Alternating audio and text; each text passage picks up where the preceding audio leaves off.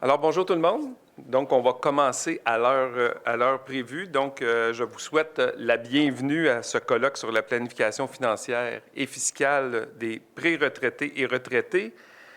On me dit qu'il y a 25 participants en présentiel d'inscrits. Ils ne sont pas tous arrivés. Puis, qu'il y a 30 personnes en ligne. Pour des fins de logistique, on me dit aussi que les questions soient posées à la fin de la conférence parce qu'il y a quelqu'un qui va se promener avec un micro pour qu'on entende bien les questions pour ceux qui l'écoutent en différé. Alors, pour commencer, sans plus tarder, je vais vous présenter la première activité et les conférenciers, conférencières pour cette première activité. Alors, Luc Godbout, j'anime la matinée et Luc Godbout, je fais la première conférence avec Caroline Lavoie. Donc, je ne me présenterai pas très longuement, mais juste peut-être dire que je suis titulaire de la chaire en fiscalité et en finances publiques de l'Université de Sherbrooke. Et je travaille avec Caroline Lavoie, qui est chargée de cours à l'Université de Sherbrooke, qui fait plein d'activités avec nous à la chaire en fiscalité et en finances publiques et qui est également spécialisée en fiscalité des particuliers, des sociétés, de l'incorporation et elle est également rédactrice et ou co-rédactrice des volumes de référence de l'Ordre des CPA. Et c'est dans ce contexte-là qu'on a dit que ce n'est pas une mauvaise idée qu'elle nous aide à mettre à jour le guide des mesures fiscales de la chaire. Et donc, c'est un peu ce qu'on va venir vous présenter. Alors, sans plus tarder, on va partir la présentation. Alors, merci beaucoup. Et donc, aujourd'hui, dans le fond, avec Caroline, ce qu'on va faire, c'est qu'on va regarder la panoplie de mesures fiscales qui existent, qui sont directement faites pour les aînés ou qui sont souvent utilisées par les aînés. On va essayer de les décrire, de les expliquer et, lorsque pertinent, de regarder les interactions entre les mesures fiscales. Donc, c'est un peu ce qu'on cherche à faire. Essentiellement, peut-être pas dans cet ordre-là, mais ça va toucher les mesures fiscales qui concernent l'âge, qui concernent la retraite, qui concernent la santé, le maintien à domicile, la participation au marché du travail et même certaines mesures qui touchent plus spécifiquement le soutien financier. Alors, comme je vous disais, on fait à la chaire un guide des mesures fiscales. Alors, et Caroline s'assure qu'il est toujours à jour à chaque année, en même temps qu'elle fait le référentiel pour l'Ordre des CPA. Donc, si vous cherchez le guide des mesures fiscales de la chaire, si vous arrivez sur la page d'accueil de la chaire, il y a un onglet en haut qui s'appelle « Outils de référence ». Si vous cliquez là-dessus, vous pouvez le trouver. Mais généralement, comme c'est le truc le plus couru à la chaire, on a également sur la page couverture, généralement, un onglet qui vous permet de cliquer directement pour arriver dans le guide des mesures fiscales. À ce jour, on fait des jaloux des fois à Revenu Québec ou à Revenu Canada en disant qu'on a beaucoup de clics. Ça dépasse 1 demi-million de clics qu'on a sur notre guide à chaque année. Bon, nous-mêmes, on clique souvent dessus pour aller comprendre les mesures qui changent régulièrement, mais il y a quand même beaucoup de clics. Donc, sur le guide des mesures fiscales, quand vous rentrez dedans, c'est un peu écrit petit, mais vous voyez que c'est référencé selon différentes catégories, donc les mesures qui sont liées à la situation familiale, au soutien du revenu, en lien avec les études, en lien avec le travail, etc. Donc, et il y a les aînés, il y a la santé.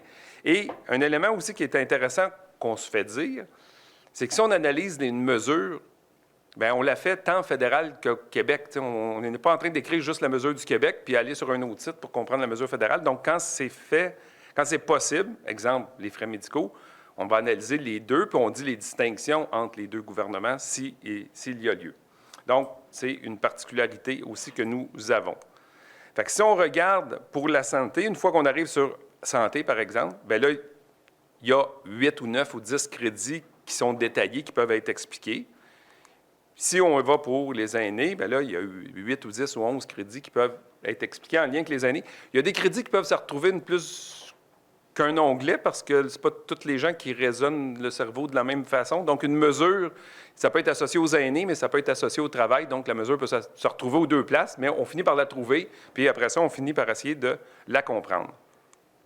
Donc, trêve de parlotte autour du guide des mesures fiscales, mais on va commencer par regarder un crédit relativement simple, c'est pour ça que c'est moi qui le fais. Puis quand les crédits vont être compliqués, je vais laisser la parole à Caroline.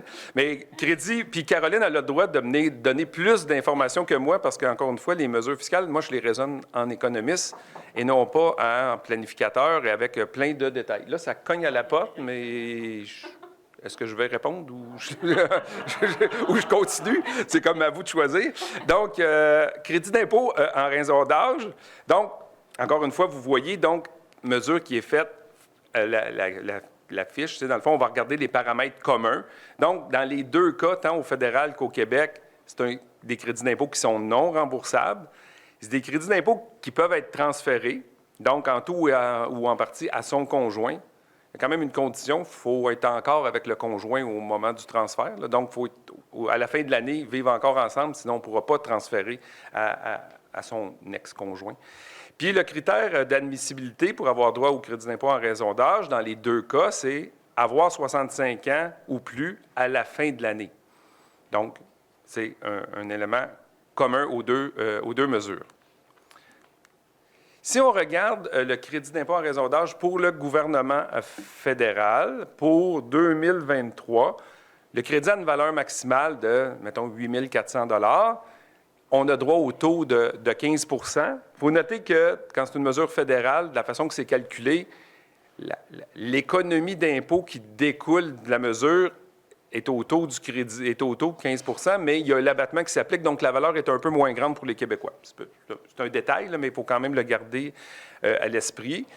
Ce crédit d'impôt en raison d'âge-là, on y a droit, mais si notre revenu net dépasse 42 335, on commence à le perdre pour la mesure fédérale. On commence à le perdre progressivement au rythme de 15 sous par dollar. Et si bien que rendu à 98 308, on n'a plus le crédit en raison d'âge au fédéral. Ça va, Caroline? Pas besoin de rien ajouter? C'est bon. Et on arrive du côté Québec, qui a aussi son crédit d'impôt en raison d'âge. Vous voyez, le montant maximal est plus petit. On commence à le réduire. Le seuil de réduction est plus rapide. Donc, tantôt, nous étions à 42 000. Là, nous sommes à 39 000. Le seuil de réduction. Le taux de réduction est un petit peu plus fort, si bien que avant 60 000, si on a juste droit au crédit d'impôt en raison d'âge, on n'aurait plus droit sur une base de revenu net. Et là, c'est le revenu net familial, alors que le crédit précédent, c'était le revenu individuel. Oh, peut-être bon de le souligner. Donc, nous arrivons donc à un deuxième crédit d'impôt pour revenu de pension et ou revenu de retraite. C'est Caroline, je vais vous laisser la parole. Je lui laisse la parole pour les prochaines minutes. Donc, bonjour à tous. Donc, le crédit d'impôt pour revenu de pension, revenu de retraite, un peu comme celui en raison de l'âge, on a mis les paramètres communs. Donc, les paramètres communs, c'est des crédits non remboursables, tant au fédéral qu'au Québec. L'admissibilité, pour y avoir droit, c'est d'avoir gagné du revenu de pension ou du revenu de retraite admissible. OK? Comment je pourrais dire, on nomme pension, retraite, c'est parce qu'au fédéral, on l'appelle crédit d'impôt pour revenu de pension, puis au Québec, on l'appelle crédit d'impôt pour revenu de retraite. Donc, un petit bémol. Donc, l'admissibilité, c'est d'avoir eu du revenu de pension ou retraite admissible. Puis, qu'est-ce que ça comprend, ces revenus-là? Bien, c'est entre autres les prestations d'un régime de retraite là, agréé, un régime de pension agréé, ou encore les plus communs, là, le FER aussi, qu'on va retrouver dans ça. Naturellement, tout ce qui provient, les revenus qui proviennent de l'État sont non admissibles, donc tout ce qui est la pension de la sécurité de la vieillesse, le supplément de revenu garanti et la rente de la Régie des rentes ne donneront pas droit à ce crédit d'impôt-là. Les paramètres de chacun des deux paliers d'imposition, donc au fédéral, valeur maximale de 2 000 $. Ce montant-là n'est pas indexé annuellement, donc ça fait quand même plusieurs années qu'il est à ce montant-là. 15 % avant l'abattement, donc ça nous donne une économie d'impôt de 251 $ au fédéral. Il n'y a pas de réduction en fonction du revenu, donc que je gagne 20 000 ou 200 000, c'est le même montant. Et je peux transférer à mon conjoint si je ne peux pas l'utiliser dans ma propre déclaration d'impôt. Du côté du Québec, donc la valeur maximale du crédit, c'est 3 211 avec un taux à 14 ce qui me donne une économie d'impôt d'environ 450 $. Et du côté du Québec, lui, il est réductible. De la même façon, les mêmes seuils de réduction, taux de réduction que le crédit précédent. Donc, ça fait qu'en sorte qu'à partir de 56 070, je n'ai plus là, le crédit. Il est aussi partageable là, entre les conjoints selon ce qui est le plus avantageux. Donc, une façon un peu graphique de le voir. La ligne inférieure, c'est le crédit pour revenu de retraite. La ligne supérieure, c'est si le crédit pour revenu de retraite est jumelé avec le crédit en raison de l'âge. Donc, on voit que lorsqu'on a seulement que le crédit pour revenu de retraite, à 56 000, on le perd. Mais si en plus, j'ai aussi le crédit en raison de l'âge, qui est souvent le cas, donc là, le crédit va monter un peu plus haut. Donc, les deux combinés ensemble, je vais avoir 956 et le seuil là, de revenu où ce qu'on le perd, c'est 75 000 environ.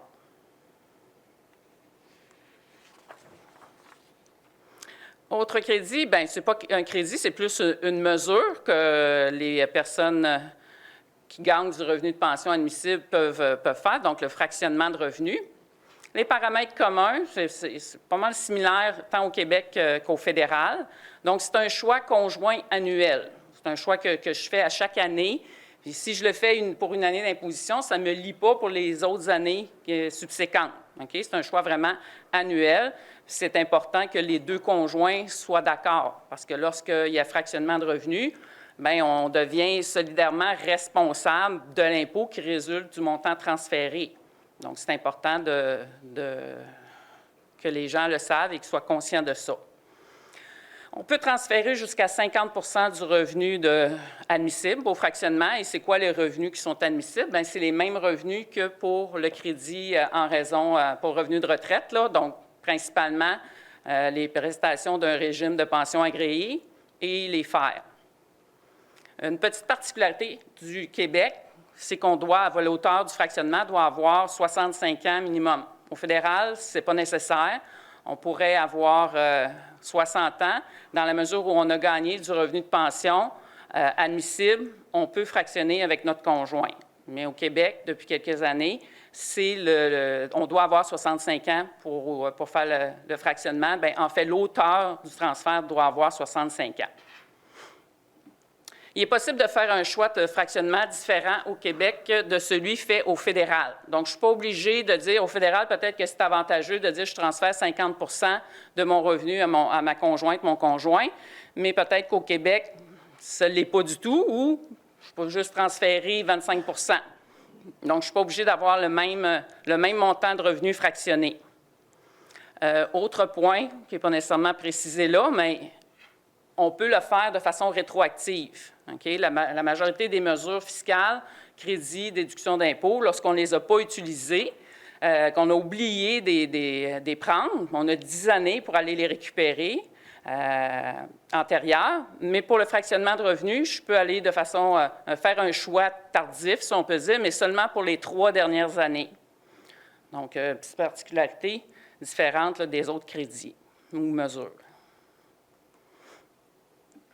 Si on illustre ça de façon chiffrée, qu'est-ce que ça peut donner comme économie d'impôt? Donc, par exemple, on a un couple, tous les deux résidents du Québec, qui sont âgés tous les deux là, de 65 ans et plus. Monsieur et madame ont reçu la pension de la sécurité de la vieillesse pour l'année, et tous deux ont reçu aussi la régie des rentes. Mais monsieur a reçu une rente d'un régime de pension agréé, donc 60 000 $. Si on ne fractionne pas le revenu entre les conjoints, donc monsieur aura un revenu là, total avant le fractionnement de 77 970 et madame 13 000. Donc, madame ne paiera pas d'impôt du tout, mais monsieur en paiera un peu plus de 16 000 Par contre, si on choisit de fractionner 50 du revenu de pension de monsieur avec madame, donc 30 000 que j'enlève de la déclaration d'impôt de monsieur et je transfère à madame. Donc, on équilibre un peu les revenus. Monsieur tombe avec un revenu à tout près de 48 000, madame tout près de 44 000. Et là, malheureusement, madame qui ne payait pas d'impôts va devoir payer 5 700, mais monsieur, lui, voit sa facture d'impôt réduire là, de façon considérable. Donc, on peut voir la différence là, entre le fractionnement et pas de fractionnement. C'est une économie d'impôt de tout près là, de 3 800 $. Donc, c'est quand même intéressant. Mais malgré ça, je vous dirais que parfois, les conjoints ne veulent pas fractionner. Okay? C'est un choix, puis il faut le respecter, même s'il y a une économie d'impôt importante, c'est pas tous les couples qui veulent fractionner le revenu. Puis peut-être, oui. Peut-être aussi rajouter que c'est un transfert fictif, là, le fractionnement. Il n'y a pas de conjoint A, il ne verse pas de l'argent conjoint B, là, nécessairement. Donc, il faut être conscient que les impôts qui s'ajoutent à Gisèle, dans ce cas-ci, bien, il faut qu'ils soient compensés par Claude, sinon, ou qu'il y ait un transfert réel d'argent qui soit fait, là, parce que sinon, elle est perdante. C'est pour ça que c'est un choix annuel, mais il faut le demander à nos personnes quand on fait les déclarations d'impôts. Il faut qu'ils soient conscients puis il faut qu'ils l'acceptent. C'est ça exactement. Moi, je dis toujours à mes clients, bien, monsieur, payez l'impôt de madame. Tu sais, ça va vous en faire moins à payer. En bout de ligne, ça va vous en faire moins à payer. Ouais, mais c'est ça, effectivement, c'est un bon point. Autre mesure qui est le crédit pour le maintien à domicile des aînés. Donc, ce crédit-là, c'est un crédit du Québec uniquement. Donc, c'est un crédit remboursable et il est prévu pour les personnes âgées de 70 ans et plus qui sont des résidents du Québec. La façon d'obtenir ce crédit-là, on a deux façons de l'obtenir. C'est soit en remplissant une annexe dans la déclaration d'impôt, quand on fait la déclaration au printemps, l'annexe J, ou demander d'avoir les versements de façon anticipée. Le taux de crédit pour l'année 2023 est de 37 %. Donc, le taux a été augmenté dans les dernières années. Là, il augmente de façon progressive, en fait, depuis l'an passé. Le taux sera de 38 % en 2024, 39 % en 2025 et 40 %. Après ça, il va se stabiliser à 40 % là, en 2026. Donc, le montant, il y a des limites aux dépenses qu'on peut inclure dans la demande du crédit. Donc, pour une personne autonome de 70 ans et plus, le montant maximal des dépenses admissibles, 19 500.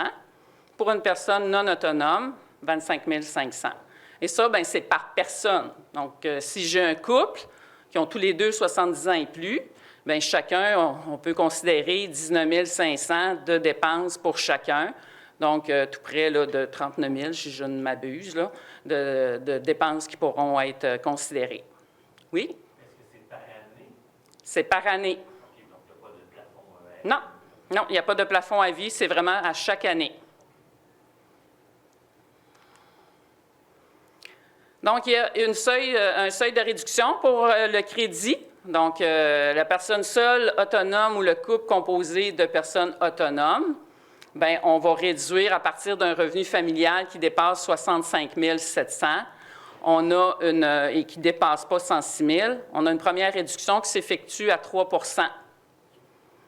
On ajoute à ça, lorsque le revenu familial dépasse 106 440, on a une deuxième réduction qui, elle, est beaucoup plus rapide, donc à 7 % Pour la personne seule non autonome ou un couple qui est composé d'au moins une personne non autonome, bien là, on a seulement là, le 3 % de la partie du revenu familial qui dépasse 65 700, mais la réduction ne peut pas être supérieure à 1 % des dépenses admissibles. Donc, si j'ai engagé 2 000 $ de dépenses durant l'année, même si mon revenu familial est de, je ne sais pas moi, 150 000, bien, ma réduction, ça sera maximum 1 % de 2 000 $, donc 20 $.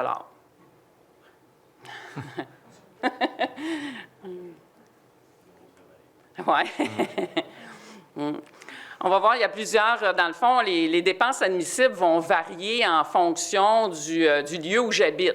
Hein, je n'aurai pas nécessairement les mêmes dépenses admissibles lorsque je reste dans une résidence pour aînés ou je reste dans ma propre maison ou dans un immeuble locatif, dans un condo. Donc, plusieurs sont similaires, mais j'ai la particularité que lorsque je demeure dans un immeuble à logement, et ça, c'est souvent quelque chose qu'on oublie, On va penser aux frais pour l'entretien ménager, le déneigement, ces choses-là. Mais quand je suis dans un logement, j'ai aussi une partie du coût de mon loyer qui est admissible comme étant une dépense admissible pour le maintien à domicile. Donc, si je reste dans un logement, pas dans une résidence pour personnes âgées, là, aînées, pour les aînés, là, les RPA, donc mon loyer minimal, c'est 600 $, puis mon loyer maximal, c'est 1 200 $. Donc, le versement du loyer minimal, du loyer admissible peut se faire sans que demande soit faite. Donc, on fait faire notre déclaration d'impôt. La personne ne connaît pas trop le crédit d'impôt pour maintien à domicile, oublie de remplir l'annexe, mais Revenu Québec, lorsqu'il peut traiter l'information, entre autres, lorsqu'il y a un relevé 31 pour le logement, donc il va verser la portion du loyer minimal, même si on a omis de déclarer, là, de demander via la déclaration d'impôt. Donc maintenant, là, je pense que ça fait 2 ans qu'on le fait de façon automatique. Revenu Québec le fait de façon automatique lorsque c'est omis, c'est oublié. Qu'est-ce qui rentre dans les services et dépenses admissibles? Bien, on peut considérer toute l'aide à domicile. En fait, l'aide à l'habillage, à l'hygiène, les services infirmiers à domicile, l'entretien ménager du terrain, le déneigement, etc. Lorsque la personne est dans une résidence pour aînés, bien, il y a tous les services qui sont offerts aussi par la résidence, donc les repas, le loyer, tout ça. Donc, on peut avoir une multitude de choses. Les services qui ne sont pas admissibles, c'est souvent les services qui seraient rendus, par exemple, par un aidant naturel ou encore les services d'un comptable, ça ne rentre pas dans ça. Tout ce qui est les choses de rénovation. Je veux faire rénover ma maison, par exemple, refaire la toiture, ça ne fonctionne pas. C'est vraiment des services, comment je pourrais dire, d'entretien usuel de façon courante. Hein? Faire ramasser mes feuilles à l'extérieur, faire l'émondage des arbres, tailler les haies, des choses comme ça. Déneiger ton stationnement. Déneiger ton stationnement. Vider ta piscine. Oui. Monter un abri tempo pour l'hiver, pour les autos, un abri de garage tempo. Donc, ça rentre dans ça. J'ai une question Oui. concernant le loyer maximal. Oui. Est-ce que quand le loyer est au-dessus de 2200, est-ce que ça fait en sorte qu'on n'est pas éligible? Non. Ou c'est On est éligible quand même. juste topé? C'est ça. C'est juste que c'est topé à 1 200. Fait que si mon loyer me coûte 2 000 $, c'est le maximum qui va être considéré dans la demande du crédit, c'est 1 200 $. De la même façon, à la baisse, si mon loyer me coûte 500 $ ou 400 $, bien, c'est 600 $ que je vais considérer dans la demande du crédit. C'est bon?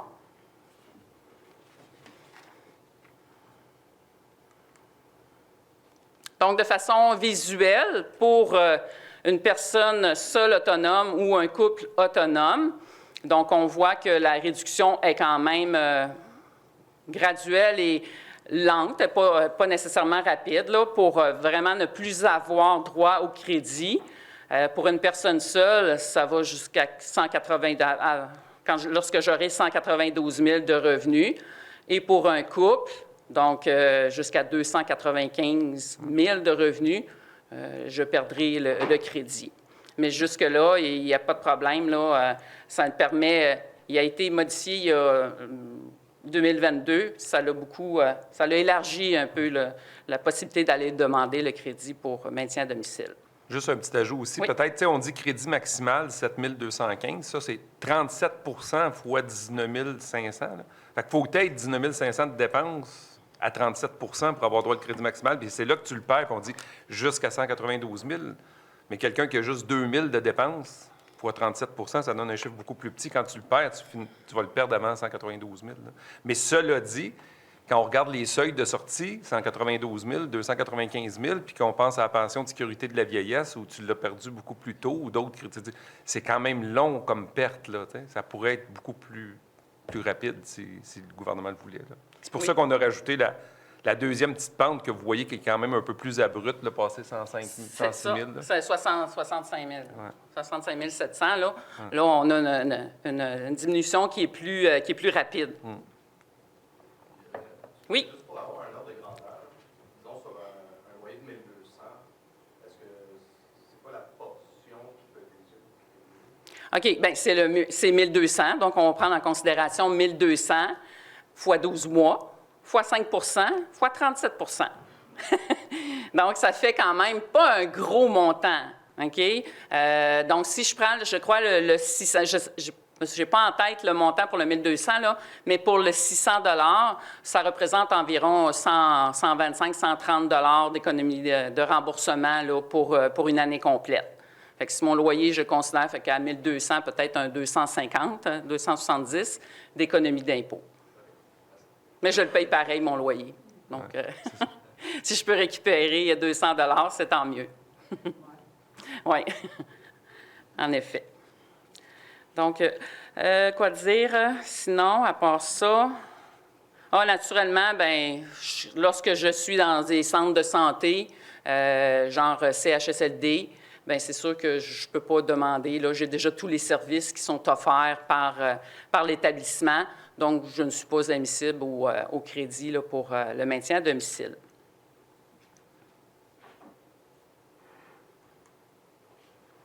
Donc, crédit suivant, donc les frais, crédit pour les frais engagés par un aîné pour maintenir son autonomie. Donc, dans ce cas-ci, on va vraiment chercher une mesure qui vise au maintien à domicile. Encore une fois, c'est un peu complémentaire avec le crédit précédent. Donc, c'est toujours un crédit du Québec. Crédit d'impôt remboursable, encore une fois, pour les 70 ans et plus qui résident au Québec. Le taux de crédit est de 20 mais on a toutefois ce qu'on appelle une franchise, c'est-à-dire que le premier 250 ne sera pas admissible au crédit. Donc, le premier 250 de dépenses admissibles ne sera pas admissible pour calculer le crédit. Ça vise les dépenses qui sont engagées pour l'achat ou la location ou l'installation de biens admissibles dans le lieu principal de résidence. Et qu'est-ce que c'est exactement les dépenses admissibles? Donc, on a une liste spécifique. Okay? C'est seulement ces choses-là qui sont visées par le crédit d'impôt. Donc, dispositif de télésurveillance centré sur la personne, de mesure à distance des différents paramètres psychologiques ou de suivi à distance de la prise de médicaments. Un dispositif de repérage d'une personne par un système de localisation GPS, donc un bracelet, par exemple, pour les personnes Alzheimer. Bien ayant pour objet d'aider une personne à s'asseoir ou à se lever, soit d'une cuvette, ou entrer dans une baignoire ou dans une douche, ou d'en sortir. Donc, tout ce qui peut être là, les barres ou les sièges qu'on pourrait installer dans un bain pour s'asseoir, aider à s'asseoir, ça pourrait être admissible. Une baignoire à porte ou une douche de plein pied, donc une douche hors d'un bain. Un lit d'hôpital. Un fauteuil monté sur rail, ayant pour unique objet de permettre à une personne de monter ou descendre mécaniquement un escalier, donc un petit fauteuil qu'on installe le long d'un escalier. Un système d'avertissement destiné aux personnes malentendantes. Une prothèse auditive, marchette, déambulateurs, canne, béquilles, fauteuil roulant, non motorisé. Donc, c'est ces choses-là, ces éléments-là, il n'y en a pas d'autres, là. C'est vraiment exhaustif comme liste. Quand tu dis prothèse auditive, il y a Oui. plein de monde qui ont des prothèses auditives. C'est en plein ça. Ils rentrent tout là-dedans? Oui, ça rentre là-dedans. Pas besoin d'avoir un handicap quelconque. OK? Oui. 10 ans, tout à fait. Donc, la question, c'était pour les prothèses auditives, si on pouvait revenir en arrière 10 ans, la réponse était oui. La réponse est oui, exactement. On peut retourner en arrière. Si on se rend compte, après avoir écouté la conférence, qu'on a omis dans le passé de demander un crédit pour ça, bien oui, on peut retourner. Mais il faut garder en tête aussi que c'est pour les personnes de 70 ans et plus. Donc, il faut aussi, là, c'est pas tout le monde qui peut le demander. Donc, les dépenses ne doivent pas avoir servi à calculer un autre crédit. Donc, dans les éléments de dépenses admissibles, entre autres, bon, la prothèse auditive ou encore le lit d'hôpital, ces éléments-là peuvent aussi être considérés dans le crédit pour frais médicaux. Donc, quand je dois choisir lequel je vais demander, est-ce que je vais mettre mes dépenses admissibles pour calculer mon crédit pour frais médicaux? Au Québec, le crédit est aussi à 20 %, mais c'est un crédit non remboursable. Mais je n'ai pas la franchise du premier 250 non admissible. Donc, c'est toutes des choses qu'il faut que je pèse pour demander, savoir quel qui est le plus avantageux.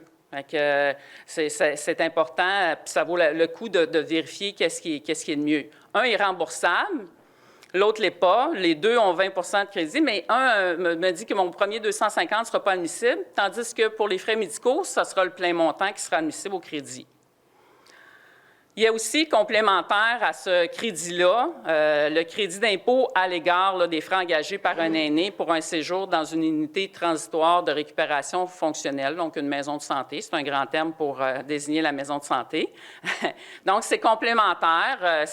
Dans la loi, c'est deux crédits distincts, mais vraiment, dans les déclarations d'impôt, on les considère ensemble. Puis, qu'est-ce que ça fait? Ça, c'est qu'on a le droit d'aller récupérer 20 % des frais de séjour dans une maison de santé jusqu'à un maximum de 60 jours.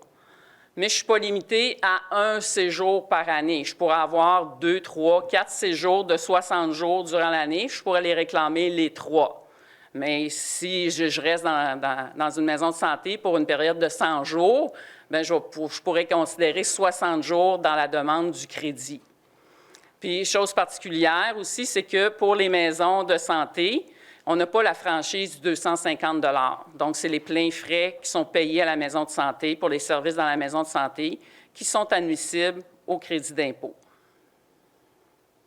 Est-ce que c'est une maison de santé privée? Oui, ça peut être privé ou public. Je ne crois pas qu'il y ait de distinction entre les deux, là.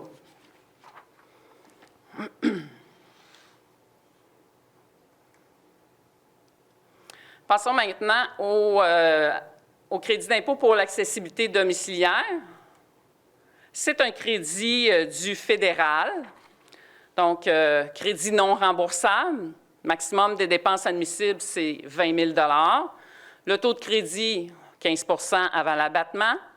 Et on va voir plus loin là, le graphique. Donc, ce crédit-là vise, entre autres, à permettre à un particulier de 65 ans et plus ou à une personne handicapée d'avoir accès à un logement et de s'y déplacer là, de façon là, sécuritaire ou bien d'accomplir certaines tâches de vie quotidienne ou encore de réduire le risque pour le particulier. Donc, par exemple, ça pourrait être l'achat et l'installation de rampes d'accès pour fauteuil roulant, baignoire avec porte, bord d'appui, ou même, on peut aller plus loin que ça encore. On pourrait dire des rénovations à la maison. La personne devient inapte à pouvoir se déplacer debout, elle a besoin d'un fauteuil roulant. Bien, on pourrait refaire la cuisine pour abaisser les comptoirs ou la salle de bain, et ça serait là des dépenses admissibles. Ce crédit-là peut être demandé par la personne même de 65 ans et plus, ou la personne handicapée, ou encore par un proche admissible. Okay? Par exemple, moi, j'héberge mon parent qui est âgé de 70 ans. Je fais des rénovations à la maison pour la rendre plus accessible pour mon parent, pour que ce soit plus sécuritaire pour lui. Bien, si moi, je paye les frais, je paye les dépenses, je pourrais demander le crédit pour l'accessibilité domiciliaire. Mais si on est dans la même situation, puis là, c'est mon parent qui paye pour faire exactement la même chose dans ma maison, pour les mêmes dépenses, bien, il pourrait être demandé par lui. Il pourrait être demandé par... donc, on n'est pas limité à une personne ou l'autre. C'est soit le proche admissible, le particulier, qui héberge le parent ou la personne elle-même. Oui? OK, on demande... Je répète la question. Est-ce que le conjoint de fait du parent peut le faire, même si ce n'est pas sa propre maison? Oui, absolument. Absolument. On considère le conjoint, dans le fond, je pourrais héberger ma belle-mère, puis je pourrais, moi ou mon conjoint, demander le crédit pour les frais qui ont été engagés pour soit sa mère ou ma mère. Donc, c'est autant d'un côté que de l'autre. Bienvenue. On disait tout à l'heure que pour le crédit d'impôt pour maintenir l'autonomie, il ne fallait pas que les frais aient été aussi demandés dans un autre crédit. Il faut choisir le crédit pour frais médicaux ou le crédit pour les frais engagés pour maintenir l'autonomie. Bien, dans ce cas-ci, l'accessibilité domiciliaire, je peux demander les deux à la fois. Donc, c'est à peu près un des rares crédits qu'on peut avoir cette opportunité-là. Donc, il y a aussi des frais qui sont admissibles, qui permettent d'avoir là, pour le crédit pour frais médicaux. Par exemple, l'installation d'une rampe d'accès pour fauteuil roulant ou encore les rénovations majeures à la maison pour permettre à une personne handicapée d'y accéder plus facilement. C'est aussi admissible au crédit pour frais médicaux. Donc, je pourrais demander les deux. Je pourrais demander jusqu'à 20 000 $ pour le crédit l'accessibilité domiciliaire, puis sans limite, je pourrais mettre là, dans les mêmes frais dans le crédit pour frais médicaux. Donc, ça me permet quand même d'aller chercher là, 2 fois 15 % sur les mêmes dépenses. Ce qui est plutôt rare. Ce qui est plutôt rare dans la loi de l'impôt, là, habituellement, c'est un ou l'autre.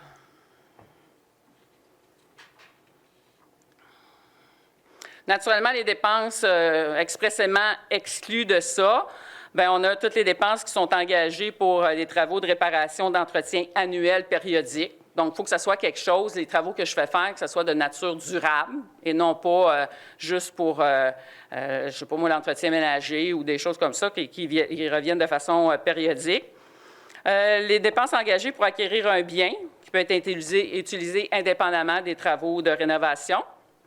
Les dépenses engagées afin d'acquérir un appareil électroménager, un appareil de divertissement électronique, etc. Donc, il faut vraiment que ce soit des rénovations de nature durable à ma résidence pour faciliter l'accès, le déplacement, le rendre plus sécuritaire là, pour la personne de 65 ans et plus ou une personne handicapée. De façon graphique, donc on voit au fur et à mesure que les dépenses qu'on engage augmentent, bien, mon crédit augmente. Maximale d'économie d'impôt, 2 505. Donc, j'atteins un plafond à 20 000. Il n'y a pas de réduction en fonction du revenu. Donc, maximum 20 000 de dépenses.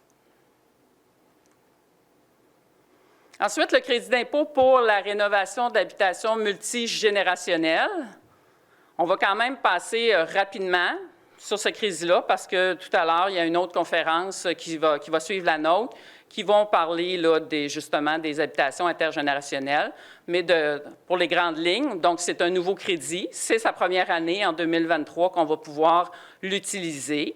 C'est un crédit remboursable du fédéral seulement. Donc, le taux de crédit, 15 % sur des dépenses maximales admissibles de 50 000. Donc, crédit maximum de 7 500. Le crédit vise à reconnaître là, les dépenses admissibles engagées pour une rénovation admissible qui prévoit l'ajout d'un deuxième logement afin de permettre là, à une personne, soit un aîné ou une personne handicapée, de vivre avec le proche. Donc, si je modifie ma résidence pour ajouter un autre logement afin que ma mère ou mon père viennent y habiter, bien, je pourrais aller réclamer là, 15 % jusqu'à un maximum de 50 000 de dépenses que ça m'a coûté. De façon graphique, un peu comme le précédent, donc maximum 7 500. J'en dirai pas plus là-dessus. Donc, à suivre pour la conférence là, de 10 heures. Crédit d'impôt pour la prolongation de carrière. Donc, je repasse la parole à mon collègue Luc. Donc, prolongation de carrière, crédit d'impôt qui cherche à inciter les gens à rester plus longtemps sur le marché du travail ou y revenir. Donc, c'est un crédit d'impôt qui est non remboursable. C'est volontaire. Le ministre ne veut pas que ce soit remboursable. On a discuté de ça plusieurs fois. Il n'est pas transférable, il n'est pas reportable. Donc, si vous y avez droit dans l'année, sinon, bien, il est perdu. Pour être admissible, c'est dès que vous avez 60 ans à la fin de l'année. Donc, avoir 60 ans avant le 31 décembre de 2023 pour être admissible en 2023. Il y a une particularité, on va voir tantôt, c'est les revenus de travail qui sont admissibles. Mais si vous avez 60 ans en 2023, le 1er décembre, c'est juste votre revenu de travail après le 1er décembre qui est admissible. Donc, si vous avez cessé de travailler au 1er décembre, vous n'aurez pas de revenu de travail admissible, même si vous avez 60 ans à la fin de l'année. Le taux du crédit est de 14 %. C'est quoi le revenu de travail qui est admissible? Bien, grosso modo, c'est tout ce qui vient en lien avec votre travail, votre rémunération, mais ça comprend aussi le revenu de travail si vous êtes travailleur autonome ou une entreprise exploitée activement par un particulier. Évidemment, si vous avez une compagnie que vous détenez à 100 % vous ne pouvez pas vous verser un salaire. Ce salaire, bien, vous pouvez vous verser un salaire, mais ce salaire-là ne sera pas admissible au crédit d'impôt pour la prolongation de carrière. C'est seulement le salaire, le revenu de travail admissible qui est supérieur à 5 000 $ qui donne droit au crédit. Donc, dans le fond, à l'époque, je me rappelle que, je pense que c'est le ministre Béchamp qui avait mis ça à la place, il disait, si vous travaillez au salaire minimum puis que vous travaillez une journée par semaine, bien, c'est à partir de la deuxième journée qu'on va vous aider, pas pour rester juste une journée par semaine. C'était ça la logique d'exclure le premier 5 000. Puis là, on dit, bien, c'est sûr, pour du revenu de travail admissible, maximum 10 000 ou 11 000. Là, on va voir, là, si vous avez entre 60 et 64 ans, c'est 10 000. Puis si vous avez 65 ans et plus, c'est 11 000, le montant sur lequel le crédit peut être calculé. Donc, 10 000 fois 14 %, c'est la valeur maximale du crédit, ou 11 000 fois 14 %. Il y a un seuil de réduction, on va le montrer après avec un graphique, il y a un seuil de réduction à partir de 39 000. Le seuil de réduction, c'est sur du revenu de travail individuel. Donc, qu'est-ce que ça veut dire? Ça veut dire, prenons le cas de 60 à 64 ans, là, c'est plus facile, le 1400. Là, donc, si vous avez, c'est la ligne rouge. Donc, ça veut dire que si vous avez 62 ans, par exemple, puis vous avez une pension de 100 000, le crédit calcule sur votre revenu de travail admissible. Bien, si vous êtes à la pension de 100 000, puis vous allez gagner 20 000, bien, l'horizontale pour avoir droit au crédit, c'est avoir un revenu de travail individuel en bas de 39 000. Donc, vous allez avoir droit au crédit. Donc, ce n'est pas sur l'ensemble de vos revenus, c'est juste sur vos revenus de travail. À l'inverse, si vous êtes prof d'université et que vous n'avez pas pris votre retraite, bien, comme un prof gagne plus que le seuil de sortie, vous n'aurez pas droit au crédit. Donc, c'est que pour quelqu'un qui a pris sa retraite, c'est sur le revenu de travail minime, entre guillemets, là, qui est donc inférieur à 66 945 pour avoir droit un temps soit peu au crédit. Donc, on veut que les gens restent sur le marché du travail, mais quelqu'un qui resterait sur le marché du travail puis qui demeure associé dans un cabinet, on pense qu'on n'a pas besoin de l'inciter avec un crédit d'impôt à rester sur le marché du travail. S'il reste, c'est parce qu'il a envie. Juste faire une petite parenthèse par rapport aux revenus de travail là, avec lien de dépendance. Luc, il parlait du cas où l'entrepreneur qui détient des actions d'une compagnie se verse un salaire, mais ça pourrait être aussi une personne qui n'a pas d'action dans la compagnie, mais qui a un lien avec l'actionnaire. Par exemple, son conjoint, son enfant, son fils, son frère, tout ça. Bien, même si eux, ils n'ont pas d'action dans la compagnie, ils ne sont pas actionnaires, bien, s'ils travaillent là, ils reçoivent un salaire, le salaire n'est pas admissible au crédit pour la prolongation de carrière. Okay? Parce qu'ils ont un lien de dépendance avec leur employeur, qui est la compagnie de leur frère ou du conjoint. C'est bon? C'est juste ça. Parfait. Et donc, c'est ce que ça vous donne un peu comme valeur du crédit pour la prolongation de carrière. J'en dirai pas plus, j'irai sur le crédit soutien aux aînés. Donc, pour le crédit soutien aux aînés, c'est relativement un nouveau crédit qui a été mis en place au gouvernement. Le crédit précédent, prolongation de carrière, peut-être si je reviens 2 instants, là, c'est un crédit juste au Québec. Mais lors des dernières élections générales au fédéral, le gouvernement actuel a promis de mettre en place un crédit prolongation de carrière au fédéral. Et lorsqu'on va voir dans la lettre d'intention du premier ministre à la ministre des Finances, Mme Freeland, c'est dit mettre en place, dans le cadre de ce présent mandat-là, un crédit d'impôt prolongation de carrière au fédéral. Donc, techniquement, il devrait en apparaître un dans les prochaines années pour remplir la promesse qui avait été faite aux dernières élections fédérales.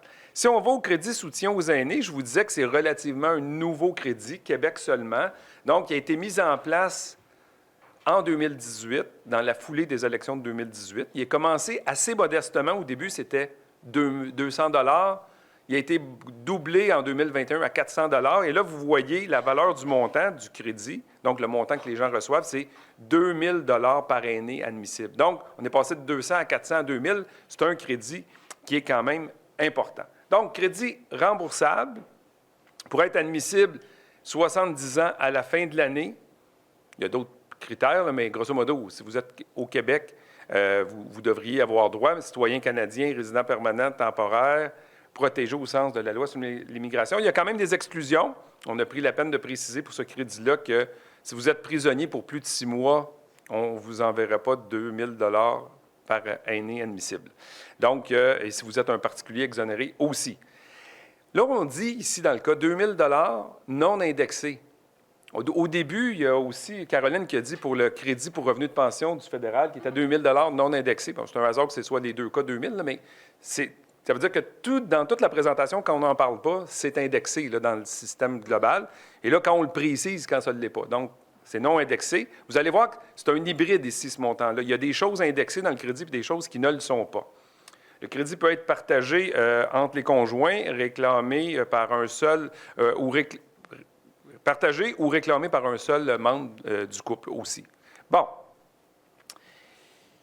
Ce crédit-là de 2 000 $ par aîné de 70 ans et plus, donc pour un couple, on est à 4 000 $. Donc, le seuil de réduction, il est quand même assez rapide. Donc, on va le voir après en image, mais c'est 25 755 pour une personne seule, puis un petit peu moins de 42 000 pour un couple. Ce seuil de réduction-là, lui, est indexé annuellement. Le montant ne l'est pas, mais le seuil de réduction l'est. Et lors du changement pour passer aux 2 000 $, le taux de réduction, qui était de 5 % en 2022, est passé à 5,16 % en 2023. Il sera de 5,31 % en 2024. Là, vous allez dire, écoutez, le seuil de réduction, il bouge à chaque année. Oui, parce qu'il y a un mécanisme qui a été mis en place pour que, si le seuil de réduction, que je viens de vous dire en haut, est indexé, on veut que le seuil de sortie reste à peu près le même. Donc, on bouge le seuil de réduction, mais le seuil de sortie doit rester à peu près le même. Ça veut dire qu'à chaque année, il faut augmenter le taux de réduction par un mécanisme qui était prévu dans le bulletin d'information. Donc, c'est ce qui nous dit qu'en 2023, si vous êtes un aîné seul de 70 ans et plus, donc, vous avez droit aux 2 000 $. À partir de 25 000 vous le perdez, puis vous n'y avez plus droit dès lors que vous avez plus que 64 515. Si vous êtes un aîné seul de 70 ans et plus, mais en couple avec une autre personne qui a moins que 70 ans, vous avez toujours droit juste à 2 000, mais le seuil de réduction va commencer à 42 000, si bien que vous allez l'avoir droit un peu plus longtemps à votre 2 000. Vous allez finir de le perdre un peu au-dessus de 80 000. Puis si vous êtes deux aînés de 70 ans et plus, vous avez donc droit à 4 000, le seuil de réduction est 42 000, à 5,16 de taux de réduction. Vous voyez, vous avez droit jusqu'à pratiquement 120 000, une portion, là. Le 2 000 commence à être perdu, passé 42 000. Et là, je vais juste vous montrer un exemple. Donc, le 2 000 ne bouge jamais, ou le 4 000, là, j'ai pris un couple dont les deux aînés ont 70 ans et plus, donc le 4 000 ne bouge pas, mais le seuil de réduction en 2022, il était de 39 350. En 2023, il passe à 41 885. En 2024, il va passer à 44 015. Là, vous voyez que si on veut sortir tout le temps à peu près à la même place, bien, il faut que le taux de réduction bouge de 5 à 5,16 à 5,31. Là, on a simulé ici, il n'y a rien qui a été annoncé, là, mais on a simulé avec une indexation normale en lien avec l'IPC qu'en 2033, on devait être rendu à peu près à 6 % de taux de réduction. Et là, un seuil qui commencerait à 52 600. Là, encore une fois, on s'est amusé à la chaise. En 2053, ça serait quoi, tu sais, dans 30 ans? Bien là, si on indexe normalement le régime, bien, on aurait droit jusqu'à 116 000 avant que le 4 000 soit réduit. Mais là, vous voyez que si on veut que ça sorte à 119 000, bien, notre taux de réduction serait beaucoup plus vite. On serait rendu presque à 10. Donc, là, vous voyez, c'est loin 2053. Là. Donc, il va y avoir de nombreuses élections. Probablement que le 2000 ou le 4000 pourrait devenir indexé, les seuils pourraient changer, mais pour le moment, tel que la loi est faite, le montant n'est pas indexé, le seuil de réduction l'est, le seuil de sortie ne bouge pas, ça nous amène à avoir des taux de plus en plus élevés pour le réduire. Puis là, bon, je pense que ça l'illustre bien ici, le propos. Donc, là, c'est des sections compliquées. Fait que là, je vais laisser la parole à Caroline. Donc, sur les frais médicaux. Donc, pour le crédit d'impôt, frais médicaux, bon, naturellement, il existe tant au fédéral qu'au Québec.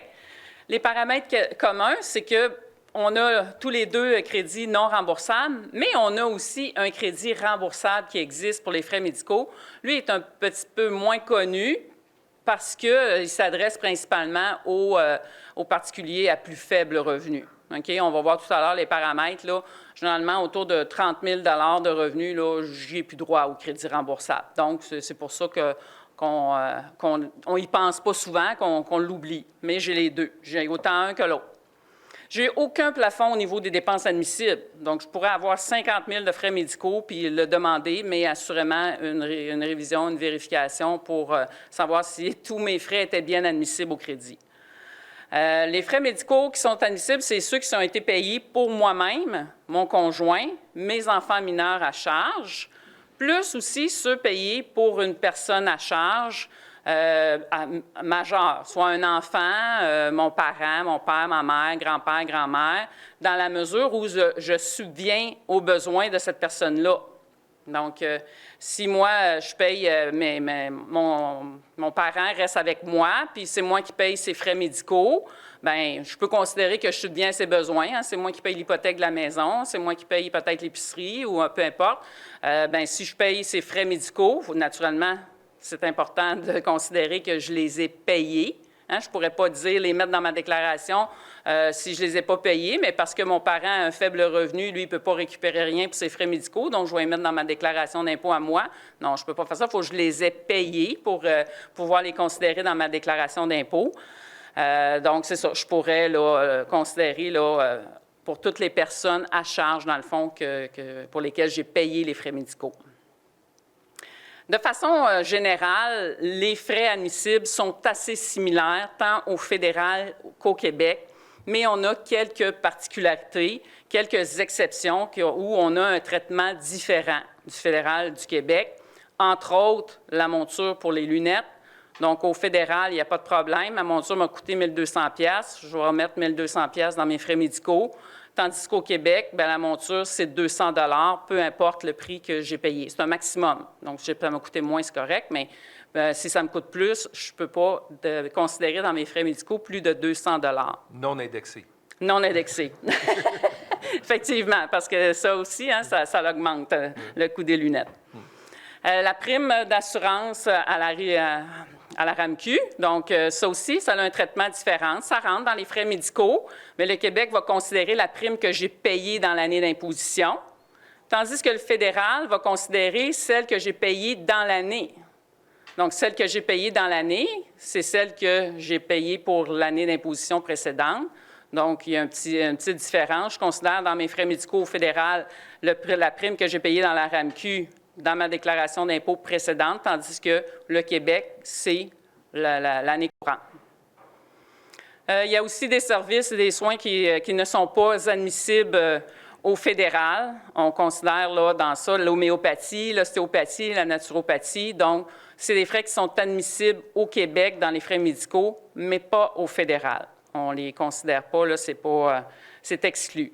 Naturellement, tout ce qui est massothérapie aussi est exclu des deux côtés, même si la massothérapie est à des biens thérapeutiques, parce que j'ai mal dans le dos ou quoi que ce soit, certaines couvertures d'assurance privées vont les rembourser, vont les considérer, mais aux frais au niveau du crédit pour frais médicaux, c'est carrément exclu là, des frais admissibles. Les paramètres pour 2023 du côté fédéral, donc le taux de crédit, toujours 15 %. Ça doit considérer là, les frais médicaux qui excèdent 3 % du revenu net de la personne qui demande. On ne parle pas ici du revenu familial, mais bien du revenu net du particulier qui demande les frais médicaux. Donc, si je suis, comment je pourrais dire, le moindrement audacieux, pas audacieux, mais je cherche le mot, là, mais planificateur, je vais mettre les frais médicaux dans la déclaration du conjoint qui a le revenu le plus bas. Je vais pouvoir en déduire plus. Hein, 3 de 30 000 versus 3 de 100 000. 3 de 100 000, c'est plus... mais j'ai quand même un plafond, là, mais je vais aller vers le conjoint qui a le revenu le plus bas, autant que possible. Je vais pouvoir l'en déduire plus. Les frais médicaux admissibles, effectués au nom du particulier, conjoint et ses enfants mineurs, je regroupe tout ça ensemble. Mais si j'ai d'autres personnes à charge majeures, ça va être un calcul distinct.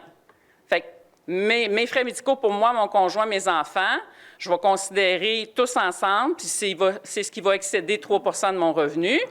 Et si j'ai mon parent qui reste avec moi, que j'ai payé ses frais médicaux, je vais les considérer, mais je vais considérer 3 de son revenu à lui.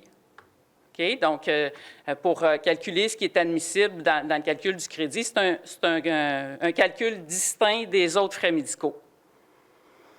Donc, le crédit remboursable, comme je vous disais tout à l'heure, on peut aller chercher, récupérer un maximum de 1 399. Je dois avoir un minimum de revenus de travail. Okay? Il n'est pas spécifié, là, mais ce matin, quand je me relisais, je me disais c'est minimal de travail, soit du revenu d'entreprise ou du salaire, de 4 083. Si j'ai seulement du revenu de pension, rendu à la retraite, soit une personne qui serait à 65 ans et plus, ne pourrait pas aller chercher le crédit remboursable parce qu'elle n'a pas de revenu de travail. Le seuil de revenu familial net à partir duquel on le perd, c'est 30 964. Donc, du côté du Québec, les paramètres, le taux de crédit, c'est 20 Les frais médicaux admissibles, c'est ceux qui excèdent le moins élevé là, de 3 du revenu familial.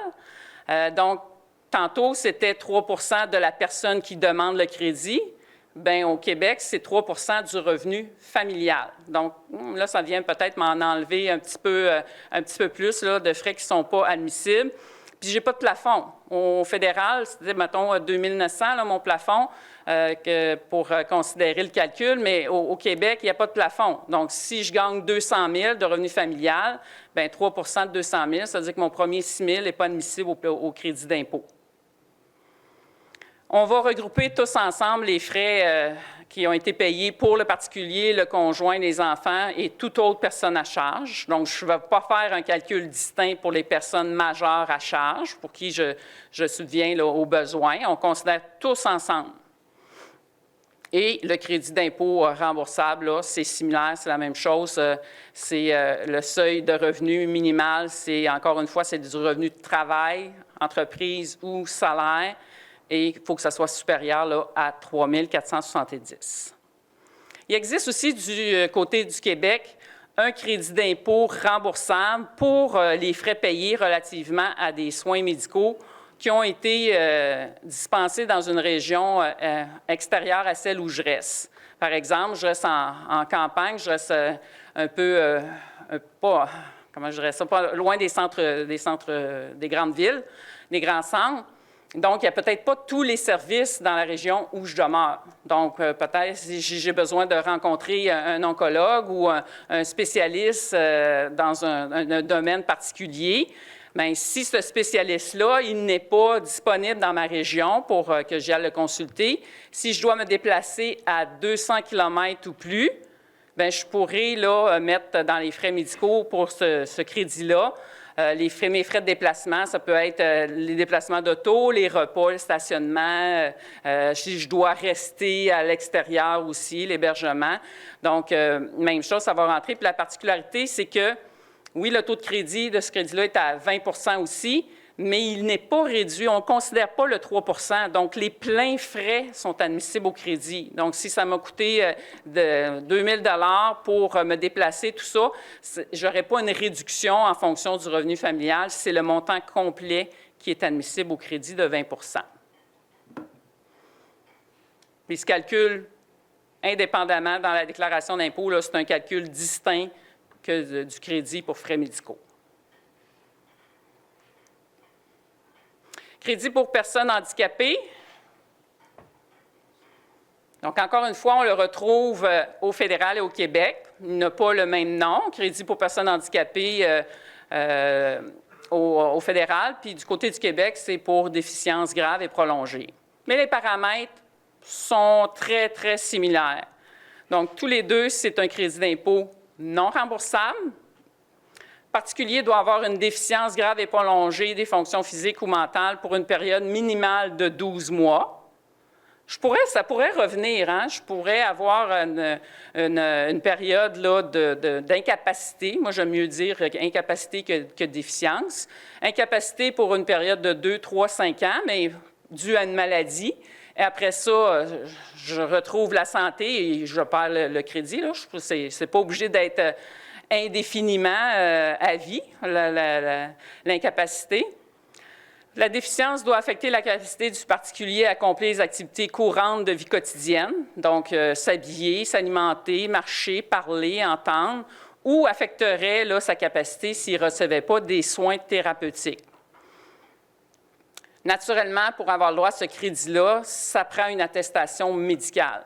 Si moi, je me considère comme handicapé parce que je ne suis pas capable de faire mes tâches ménagères ou je ne suis pas capable d'aller faire mes courses, mes commissions, ça ne va pas être considéré. Là. Même si je le rentre dans ma déclaration d'impôt, on va me le refuser. Il doit y avoir dans les dossiers à l'ARC et Revenu Québec une attestation médicale signée par un professionnel de la santé, pas nécessairement un médecin, mais ça peut être aussi les infirmiers, infirmières praticiennes, un optométriste pour la vue, tout professionnel là, de la santé qui peut attester l'incapacité. Généralement, on va considérer à l'ARC, même si le médecin vient indiquer que l'incapacité est permanente, souvent, les gouvernements vont redemander une nouvelle attestation à tous les 5 ans, okay, pour revenir confirmer que c'est bel et bien permanent. Je ne pourrais pas demander le crédit personne handicapée si je demande aussi des frais pour la rémunération d'un préposé aux soins ou encore des frais de séjour dans une maison de santé pour des frais supérieurs à 10 000 qui ont déjà été inclus dans les frais médicaux. Donc, si les frais là, pour la rémunération d'un préposé aux soins ou encore dans une maison de santé excèdent 10 000 bien, je vais considérer, encore là, je vais faire un petit jeu de calcul, qu'est-ce qui est le plus avantageux? Si je mets le 10 000 maintenant, ça m'a coûté 15 000 je mets le 15 000 dans mes frais médicaux, ça me donne quoi? Si je ne mets pas dans mes frais médicaux, mais que je demande le crédit de personne handicapée, ça donne quoi? Donc, on va comparer. Mais si les frais pour un préposé aux soins sont inférieurs à 10 000 là, il n'y a pas de problème. Je ne suis pas bloqué. Là, on ne vient pas me pénaliser. Je n'ai pas de choix à faire. Petite question. Si tes frais de séjour dans une maison de santé ou d'un préposé sont de 12 000 tu peux-tu demander 9 999 dans tes frais médicaux puis continuer d'être admissible à l'autre? Bien oui, tout à fait. Tout à fait. Il y a moyen de contourner un peu la chose. De renoncer à la déduction de certains frais. Ouais. Les paramètres du côté du fédéral pour 2023. Donc, la valeur du crédit, 9 428 fois 15 donc ça donne une économie d'environ 1 180. Le crédit, si je ne peux pas l'utiliser moi-même parce que je n'ai pas d'impôt à payer, étant donné que c'est un crédit non remboursable, bien, je peux le transférer à la personne qui assume le soutien du particulier. Donc, je pourrais le transférer à mon conjoint ou je pourrais aussi le transférer à une autre personne. Par exemple, moi, j'ai un enfant majeur handicapé qui vit toujours avec moi. Bien, lui, bon, il n'y a pas de revenus ou souvent, il y a seulement de l'aide sociale s'il ne peut pas travailler. Bien, il ne peut pas utiliser le crédit, donc il pourra me le transférer à moi, le parent. Ça pourrait être le cas aussi d'une autre personne, d'un parent, d'un frère, d'une sœur. Donc, la personne qui assume le soutien du particulier pourra bénéficier du crédit si la personne handicapée ne peut pas l'utiliser. Du côté du Québec, les paramètres pour 2023, donc le crédit est un petit peu moins élevé. Donc, 3 815 fois 14 donc économie d'impôt de 534. Il est transférable aussi, mais seulement au conjoint. Donc, au fédéral, on peut transférer à la personne qui soutient, mais du côté du Québec, seulement transférable au conjoint. La partie qui ne peut pas être utilisée est transférable seulement au conjoint. Donc, ne pourrait pas être transféré aux parents. Par exemple, si j'ai un enfant majeur handicapé, je ne pourrais pas avoir sa portion qu'il n'utilise pas. Je pourrais l'avoir juste au fédéral, pas au Québec. Malheureusement. Crédit canadien pour aidants naturels. Donc, on reste un peu dans la même lignée que le crédit personne handicapée. Souvent, crédit pour aidants naturels va pouvoir être demandé justement à l'égard d'une personne handicapée. Donc, du côté fédéral, il existe autant du côté fédéral que Québec, mais vraiment, ils sont très différents, les deux. Donc, je les sépare, je les traite vraiment de façon individuelle. Donc, du côté fédéral, c'est un crédit non remboursable. La personne à charge peut être soit l'époux, conjoint de fait, un enfant mineur, ou toute autre personne là, à charge qui a un lien avec moi, soit un enfant majeur, mon père, ma mère, grand-père, frère, sœur, neveu, nièce. La personne à charge doit l'être doit être à charge en raison d'un handicap physique ou mental. Mais ici, on n'est pas obligé du côté fédéral que la personne soit admissible au crédit personne handicapée. Donc, on dit qu'elle doit être à la charge en raison d'un handicap physique ou mental, mais pas nécessairement admissible au crédit personne handicapée. Dans ce cas-là, on pourrait se faire demander une attestation, c'est quoi en fait l'handicap? La personne n'est pas admissible au crédit personne handicapée, mais si elle est à ta charge en raison d'un handicap, c'est quoi son handicap? Donc, on pourrait avoir là, une attestation médicale à fournir pareille. Naturellement, la personne à charge doit avoir résidé au Canada à un moment au cours de l'année et la personne à charge doit avoir un revenu inférieur à 26 782. Donc, le crédit est réduit en fonction du revenu de la personne à charge, pas en fonction de mon revenu à moi qui le demande.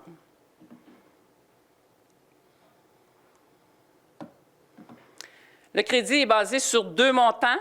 Donc, j'ai un montant maximal supérieur à 7 000, on va dire 8 000 $. Montant inférieur maximal, 2 500. Donc, qu'est-ce qui fait qu'on peut demander un ou l'autre? Bien, en fait, si le crédit est demandé à l'égard d'un conjoint, d'une personne à charge admissible, si je peux demander le crédit pour conjoint, personne à charge admissible, ou si c'est à l'égard d'un enfant mineur, bien, c'est la portion, le montant inférieur maximal que je vais pouvoir demander. Donc, si moi, mon conjoint est handicapé ou il est à ma charge en raison d'un handicap, je peux demander le crédit pour conjoint à charge. Dans ce cas-là, pour aidant naturel, je vais pouvoir demander 2 499. Si c'est un enfant mineur, 2 499. Puis si c'est toute autre personne, mon père, ma mère, mon frère, ma sœur, bien là, c'est le 7 999 que je vais demander. Donc, le montant inférieur, c'est pour conjoint, personne à charge, enfant mineur. Pour l'autre, les autres personnes, c'est le montant supérieur. Autre particularité du crédit pour aidant naturel du fédéral, le montant supérieur, donc le 7 999, peut être fractionné. Donc, si on n'est plus qu'une personne, moi, je m'occupe de mon père, puis ma sœur aussi s'occupe de mon père. On s'alterne ça durant l'année, chacun son tour. Bien, on pourrait se partager le crédit dans la mesure où ça ne dépasse pas le 8 000 $. Le montant supérieur maximal est réductible en fonction du revenu de la personne à charge. Donc, dès que ça excède 18 000, disons 18 000, bien, je commence à avoir une réduction. Et si le revenu là, excède 26 782, je le perds.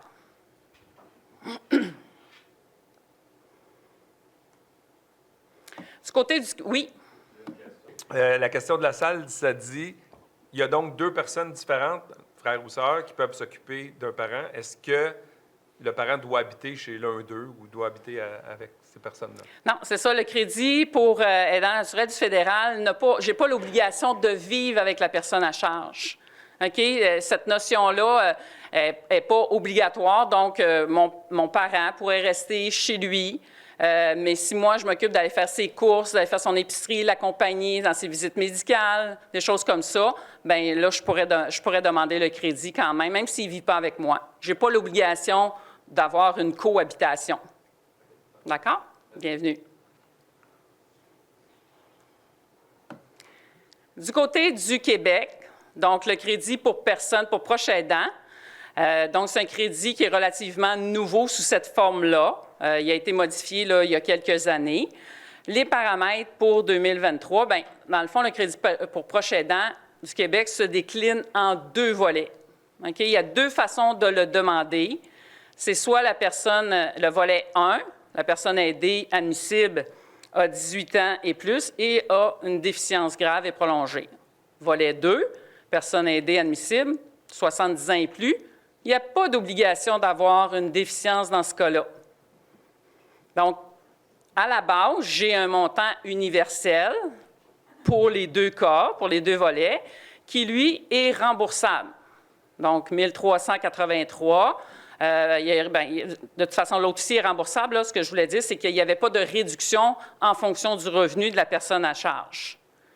L'autre, le montant, dans le cas du volet 1, j'ai le droit d'avoir un deuxième montant de 1 383 avec ou sans cohabitation, mais lui, il est réductible en fonction du revenu. Fait que je suis assurée, à partir du moment où il y a cohabitation, je suis assurée d'avoir 1 383 $ lorsque je réponds aux conditions, là, à tous les critères pour le crédit. Donc, 1 383, montant universel remboursable avec cohabitation. Puis là, si, en plus, je peux avoir, selon le volet 1, un montant supplémentaire qui, lui, va être réductible en fonction du revenu du proche aidant, pas du proche aidant, mais de la personne aidée. Donc, si la personne aidée gagne plus de 25 540, bien, j'ai une réduction à hauteur de 16 %.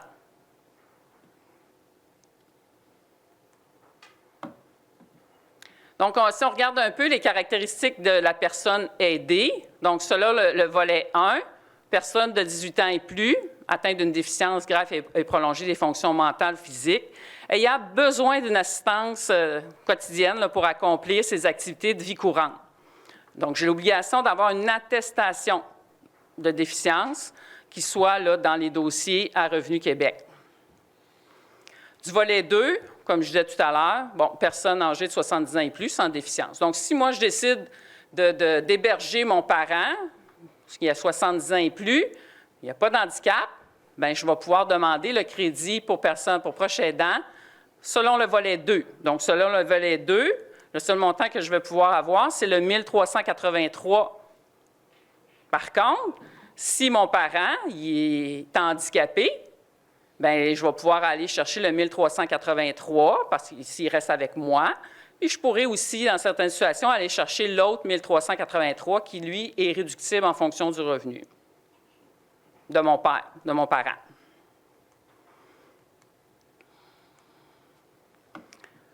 Les personnes à qui ça s'adresse, les personnes aidées admissibles. Donc, selon le volet 1, je peux le demander à l'égard de mon conjoint, de mon père, ma mère, mon grand-père, grand-mère, enfant, il y en a une panoplie.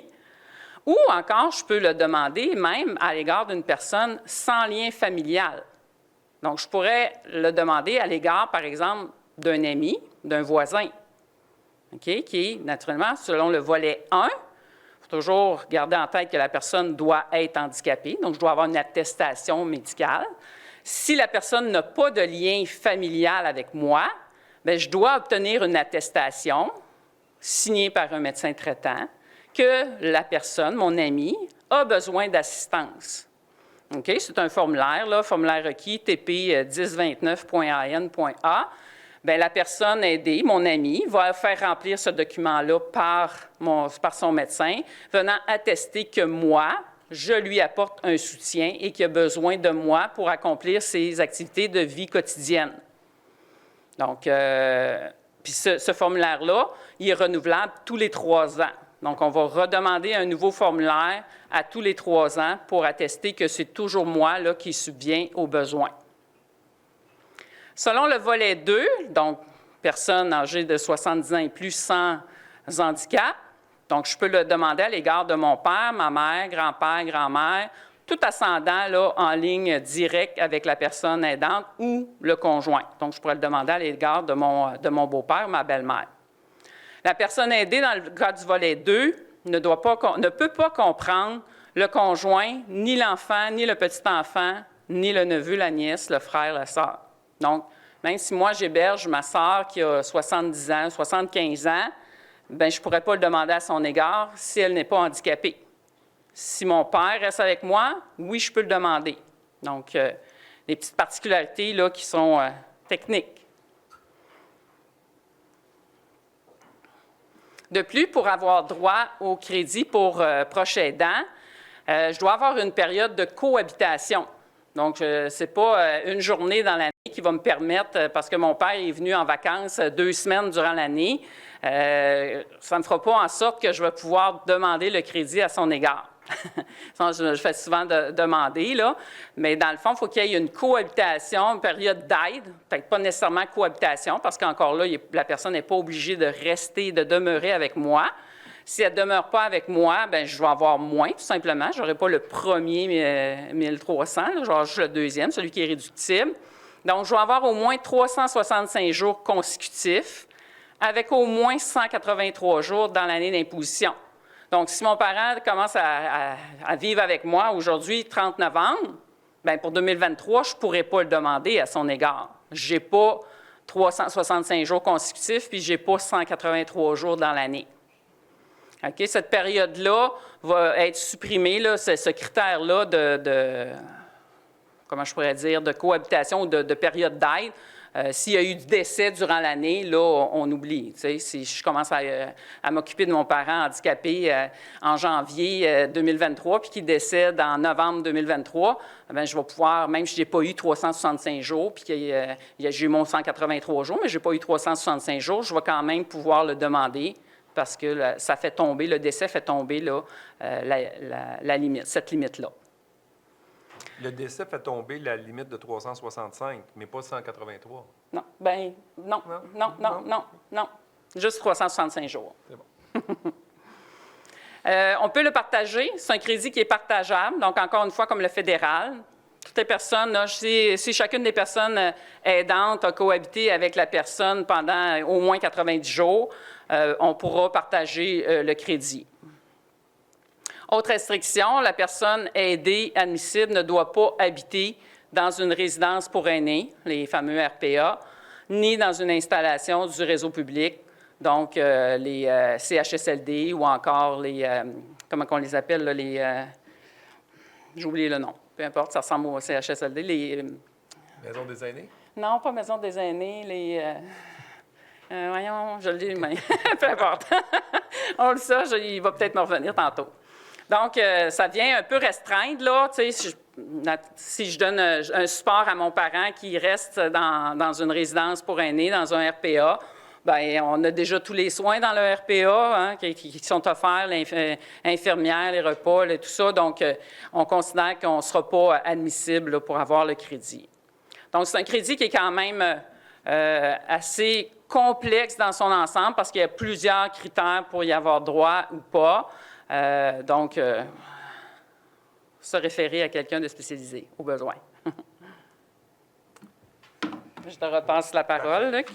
Cela dit, les 2 derniers crédits pour aidants naturels ou proches aidants, les 2 gouvernements ont fait des changements dans les dernières années pour que ça soit plus facile. J'espère que vous avez constaté quand même que c'est plus facile, ce qu'elle a expliqué. Et autre point, au début de la présentation, je vous avais montré, sur le site de la chaire, outils, vous cliquez, puis là, il y avait le guide des mesures fiscales, mais sur l'outil, vous cliquez, il y a aussi une espèce d'arbre décisionnel pour savoir si vous avez droit à ces crédits-là. Vous répondez à des questions, puis ça vous dit si vous avez droit ou non au crédit. Ça vous dit même si vous avez le droit à la portion remboursable, non remboursable, si vous rentrez vos revenus, le revenu de la personne à charge, ça va même vous donner le montant auquel vous avez droit. Donc, c'est un outil vraiment intéressant parce que ça l'aide. Hein? Les critères d'admissibilité, tant au fédéral qu'au Québec, sont pas pareils. On peut facilement s'y perdre. Donc, c'est 4-5 questions, super simples à répondre. Puis, ça nous donne la réponse à la fin, si on y a droit, oui ou non, si oui, le montant. La question est s'il y a quelqu'un qui, dans les 24 mois avant d'arriver dans un centre de soins longue durée, je suis comme François Legault, moi je ne dis pas CH, parce que je m'en fâche tout le temps dans les lettres, centre de soins longue durée. Donc, est-ce que si tu dilapides tes biens, tu fais des dons à tes enfants, est-ce que, comme là, tu vas avoir peu de revenus et peu d'actifs, est-ce que tu vas avoir droit à une réduction de ton coût d'hébergement mensuel? Non. Est-ce que c'est correct? Qu'est-ce qu'on en pense? Bon. Le tarif est basé selon votre capacité de payer. C'est sûr que si vous changez votre capacité de payer en faisant des dons à vos enfants juste avant de rentrer dans le centre de soins, il y a un article, je crois que c'est 516 de la loi sur la santé, sécurité, loi santé, services sociaux, qui dit que si dans les 24 mois qui précèdent votre arrivée dans un centre de soins longue durée, vous faites des dons, on pourrait décider qu'on n'applique pas ce changement, qu'on ne tient pas compte de votre dilapidation dans la détermination de vos revenus et de votre capacité de payer. Puis il y a même des pénalités qui s'appliquent à cet article-là. Là. Puis c'est quand même assez nouveau. Je crois que ça date depuis 2021, les pénalités. Mais c'est quand même bon à savoir, là, sous l'angle de payer sa juste part. Moi, c'est en lien avec le crédit pour maintien à domicile. C'est-tu moi où j'ai eu un feeling que les RPA ont beaucoup augmenté leur coût après que ce crédit-là est devenu plus intéressant? J'ai l'impression que c'est comme les résidences qui profitent de ce crédit-là au lieu de vraiment que ça ait réduit le coût des personnes âgées. Bien, ça réduit le coût des personnes âgées. C'est sûr que ça réduit le coût des personnes âgées. Là, vous m'amenez sur un terrain quand même un peu glissant. Est-ce que les RPA capturent une partie du crédit en mettant des loyers plus élevé? J'aurais peur de me faire poursuivre par l'association des RPA. Mais c'est clair qu'il y a probablement une partie, juste, je me rappelle, moi, quand je suis allé dans un RPA avec mon père, on me parlait toujours du coût net, là, puis on disait, bien, ça revient juste à 1 400 par mois ou 1 600 par mois. Tu dis, oui, mais vous ne me garantissez pas que le crédit, il va y avoir droit ou il va y avoir droit, puis si le crédit est aboli, vous me maintenez à 1 400 ou... Fait que c'est ça. Fait que ils en sont très conscients, je pense, de la valeur du crédit. Admettons que ce n'est pas ça l'enjeu, c'est quand même beaucoup plus facile d'avoir le crédit en RPA que tout seul dans son bungalow. Je pense que c'est peut-être ça, c'est les critères d'admissibilité.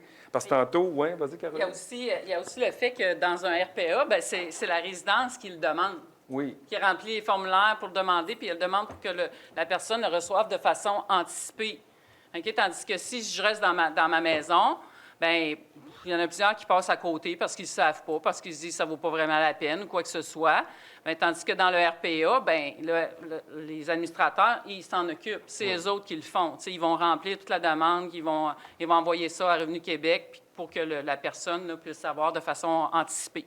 C'est ça. Puis les dépenses admissibles sont un peu plus larges. Oui, ils sont plus larges. Pour un RPA que dans un loyer versus même être dans sa propre résidence avec payer, pas d'hypothèque, rien. Donc, là, c'est ça. Si je suis dans ma résidence, je n'ai pas un montant qui va être admissible pour le coût de ma maison, de mon lieu, du lieu où j'habite, tandis que, bon, même si j'ai encore une hypothèque, tandis que le RPA, bien, on va considérer un coût de mon loyer et de tous les services admissibles, là, les repas, l'entretien ménager, le service d'une infirmière. Donc, c'est plus complet. Bon. Puis quand on regarde la proportion du coût du crédit qui s'en va à des bénéficiaires en RPA, la proportion est quand même assez élevée. Je n'ai pas le chiffre en tête, mais je pense que c'est 80-85 du coût du crédit qui va vers des personnes en RPA, alors qu'il y a peut-être une proportion significative de gens qui habitent chez eux, qui habitent dans leur propre résidence, non RPA et non en loyer, qui font une demande, mais le montant est moins significatif. Là. Je pense qu'il y a ça.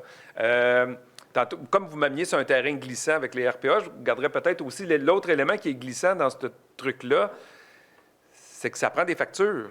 Oui.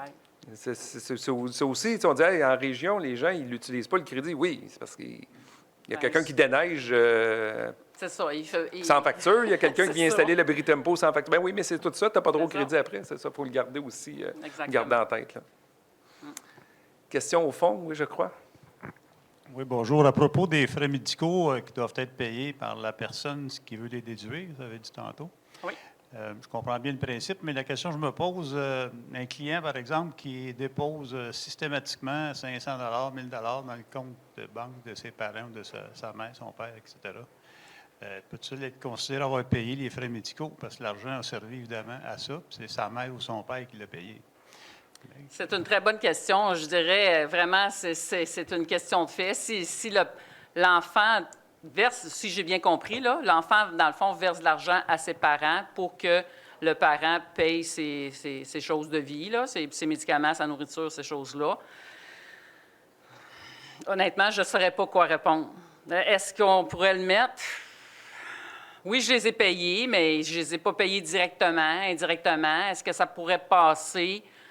Je pense qu'il y aurait lieu de discussion avec les autorités fiscales pour leur prouver que c'est vraiment moi. Possiblement. Je ne sais pas si ça pourrait passer. Honnêtement, qu'est-ce que tu en penses, Luc? J'oserais pas m'avancer. Non, c'est ça. C'est vraiment... faudrait que je sois là, vraiment, que je tienne un registre. J'ai toutes mes preuves, comme quoi j'ai versé de l'argent à mon parent pour ses besoins. Peut-être que ça pourrait passer. Peut-être que ça pourrait passer. Mais sous toute réserve. On ne sait jamais. Est-ce qu'il vous reste d'autres questions? On a fait le tour. Je crois qu'on arrive au terme aussi. Il y a presque... Bon, il reste 2-3 minutes. Il est 9h57. On avait jusqu'à 10h, donc je pense que c'est pas mal. Donc, on vous remercie beaucoup et on vous dit bonne pause. Puis de retour, j'ose pas dire l'heure, de retour à 10h15 pour les résidences intergénérationnelles. Je vais présenter les prochains panélistes après la pause.